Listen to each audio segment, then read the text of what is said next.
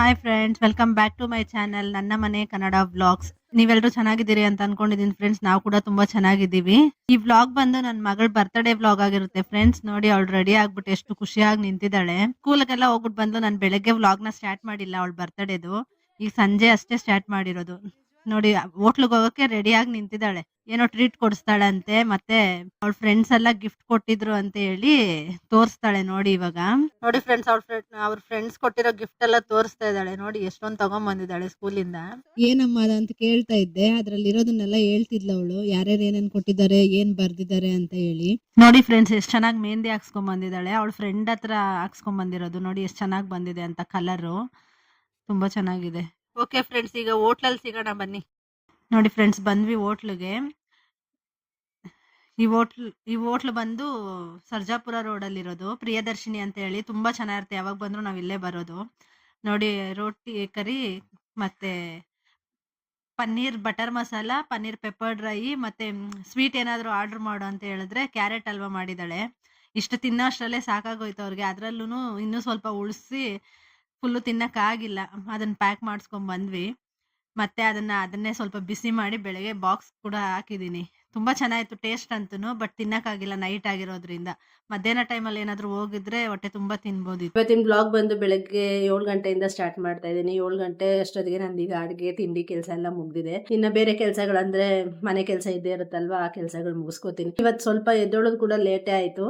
ನನ್ನ ಮಗನಿಗೆ ಹುಷಾರಿರ್ಲಿಲ್ಲ. ಅವನು ಮೆಟ್ಲು ಇಳಿಬೇಕಾದ್ರೆ ಸ್ವಲ್ಪ ಕಾಲು ಉಳ್ಕಿಸ್ಕೊಂಡ್ಬಿಟ್ಟ. ಅದರಿಂದ ಅವ್ನು ಇವತ್ತೇನು ಮಾರ್ನಿಂಗ್ ಕ್ಲಾಸ್ಗೆ ಹೋಗಿಲ್ಲ. ಅದರಿಂದ ನಾನು ಸ್ವಲ್ಪ ಲೇಟಾಗಿ ಎದ್ದೆ. ಇವಾಗ ಟಿಫನ್ ಎಲ್ಲ ರೆಡಿ ಮಾಡಿದ್ದೀನಿ. ರಾತ್ರಿನೇ ಹೋಗಿ ಇಂಜೆಕ್ಷನ್ ಹಾಕ್ಸ್ಕೊಂಡ್ಬಂದ. ಅದರಿಂದ ಇವಾಗ ಸ್ವಲ್ಪ ಬೆಟರ್ ಆಗಿದೆ. ಹೋಗ್ತಾನಂತೆ ಸ್ಕೂಲ್ಗೆ. ರೆಡಿ ಆಗ್ತಿದ್ದಾರೆ ಇಬ್ರು. ನಾನು ಅಷ್ಟರಲ್ಲಿ ಟಿಫನ್ ಎಲ್ಲ ರೆಡಿ ಮಾಡಿ ಪ್ಯಾಕ್ ಮಾಡ್ತೀನಿ. ಪ್ಯಾಕ್ ಮಾಡಕ್ ಮುಂಚೆ ನಿಮ್ಗೆ ಒಂದ್ಸರಿ ತೋರಿಸ್ತೀನಿ ಏನೇನು ಹಾಕಿದ್ದೀನಿ ಅಂತ ಹೇಳಿ. ನೋಡಿ ಫ್ರೆಂಡ್ಸ್, ಇವತ್ತಿನ ಟಿಫನ್ ರೆಡಿ ಆಗಿದೆ.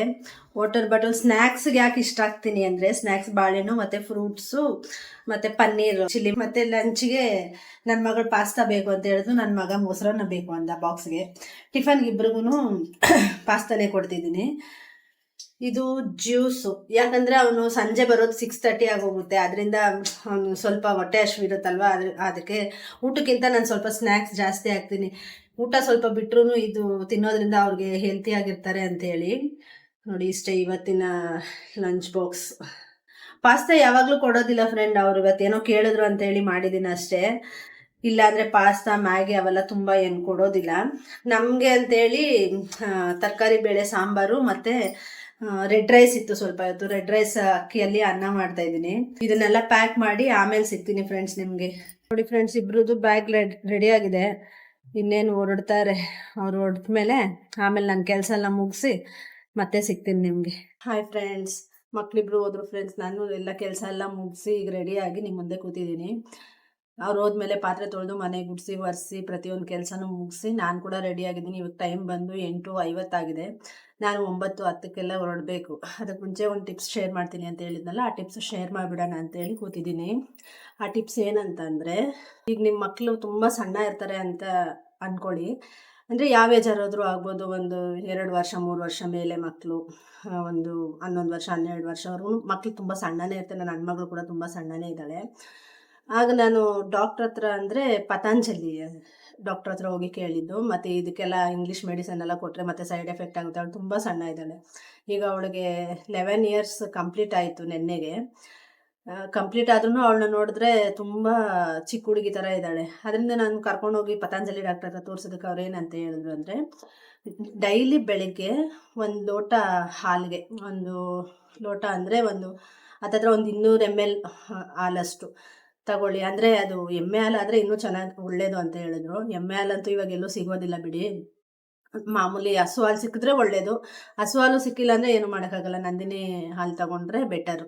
ಬೇರೆ ಪಾಕೆಟ್ ಹಾಲೆಲ್ಲ ಬೇಡ, ಅದು ಸ್ವಲ್ಪ ತಿಕ್ಕಾಗಿರುತ್ತೆ. ನಂದಿನಿ ಹಾಲು ತಗೊಳ್ಳಿ. ಅದಕ್ಕೆ 1 ಸ್ಪೂನು ತುಪ್ಪ ಬರುತ್ತಲ್ಲ, ಎಮ್ಮೆ ತುಪ್ಪ ಸಿಕ್ಕಿದ್ರೆ ಒಳ್ಳೆಯದೇ. ಎಮ್ಮೆ ತುಪ್ಪ ಇವಾಗೆಲ್ಲ ಸಿಗೋದಿಲ್ಲ. ಮಾಮೂಲಿ ನಿಮ್ಗೆ ಯಾವ ತುಪ್ಪ ಸಿಗುತ್ತೆ ಅದನ್ನೇ 1 ಸ್ಪೂನ್ ತುಪ್ಪ, 1 ಸ್ಪೂನು ಜೇನುತುಪ್ಪ, ಅದೆರಡನ್ನೂ ಚೆನ್ನಾಗಿ ಮಿಕ್ಸ್ ಮಾಡಿ. ಅಂದರೆ ಬಿಸಿ ಬಿಸಿ ಹಾಲ್ಗೆ ಹಾಕಬಾರ್ದು, ಬೆಚ್ಚಗಿರೋ ಅಂಥ ಹಾಲಿಗೆ 1 ಸ್ಪೂನ್ ಮಿಕ್ಸ್ ಮಾಡಿ ಡೈಲಿ ಬೆಳಗ್ಗೆ ಅಥವಾ ರಾತ್ರಿ ಮಲಗುವಾಗ ಕೊಟ್ಟು ನೋಡಿ. ಅಂದರೆ ಮಿನಿಮಮ್ ಒಂದು 6 ತಿಂಗಳಾದರೂ ಮಾಡಬೇಕಾಗುತ್ತೆ ಇದನ್ನು. 6 ತಿಂಗಳು ಮಾಡಿ ಮತ್ತೆ ರಿಸಲ್ಟ್ ನಿಮಗೆ ಗೊತ್ತಾಗುತ್ತೆ. ನನ್ನ ಮಗಳು 1 ದಿವಸ 2 ದಿವಸ ಕುಡಿದ್ಲು, ಆಮೇಲೆ ಅವಳು ಕುಡಿಲೇ ಇಲ್ಲ. ಆದರೆ ತುಂಬ ಬೆನಿಫಿಟ್ ಇದೆ ಅಂತ ಹೇಳಿದ್ರು. ಅದೇ ನನ್ನ ಮಗ ತಗೊಂಡ, ಅವ್ನು ಕುಡ್ದ, ಅವ್ನು ತುಂಬ ಚೆನ್ನಾಗಿದ್ದಾನೆ. ಬೇಕಾದರೆ ಯಾವಾಗಲಾದ್ರೂ ತೋರಿಸ್ತೀನಿ ನಿಮಗೆ. ಅವ್ನು ಚೆನ್ನಾಗಿದ್ದಾನೆ. ಇವಳು ಹಾಲು ಕುಡಿಯೋದಕ್ಕೇ ಒಂಥರ ವಾಮಿಟ್ ಥರ ಮಾಡ್ತಾಳೆ. ಅದರಿಂದ ಅವಳಿಗೆ ಕೊಡೋದನ್ನೇ ನಿಲ್ಲಿಸ್ಬಿಟ್ಟೆ. ಅದು ಇದು ಫ್ರೂಟ್ಸ್ ಅಷ್ಟೇ ಕೊಡ್ತಾ ಇದ್ದೀನಿ. ನೀವು ಕೊಟ್ಟು ನೋಡಿ, ನಿಮ್ಮ ಮಕ್ಳು ಏನಾದ್ರು ತುಂಬ ಸಣ್ಣ ಇದ್ರೆ ನಿಜವಾಗ್ಲೂ ಒಳ್ಳೆ ಹೆಲ್ತಿ ಫುಡ್ ಅಂತಲೇ ಹೇಳ್ಬೋದು. ಹೆಲ್ತಿ ಡ್ರಿಂಕ್ ಅಂತ ಹೇಳ್ಬೋದು. ಫುಡ್ ಅನ್ನೋದಕ್ಕಿಂತ ಡ್ರಿಂಕ್ ಅಂತ ಹೇಳ್ಬೋದು. ಬೆಳಿಗ್ಗೆ ಕೊಟ್ಟರು ನಡೆಯುತ್ತೆ, ನೈಟ್ ಕೊಟ್ಟರು ನಡೆಯುತ್ತೆ. ನಿಮ್ಮ ಕಂಫರ್ಟಬಲ್ ಯಾವಾಗ ಕೊಡೋಕ್ಕಾಗುತ್ತೆ ಅವಾಗ ಕೊಡಿ.